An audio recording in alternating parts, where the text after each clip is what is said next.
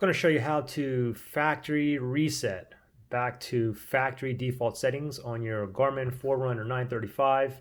This should work on the 945 as well. Anyways, very, very simple here. So first thing I want you to do is go ahead and press and hold the middle button on the left, the up button. Let's press and hold until this pops up. And now let's go ahead and go down. And we're going to go down to where it says settings here. And then we'll click right here. Now we're going to go down again. We're going to go all the way down to system.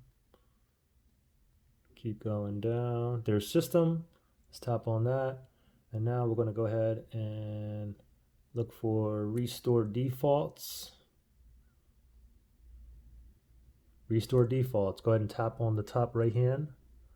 And then if you want to go ahead and proceed, you want to go to yes. And then you want to go ahead and tap on that.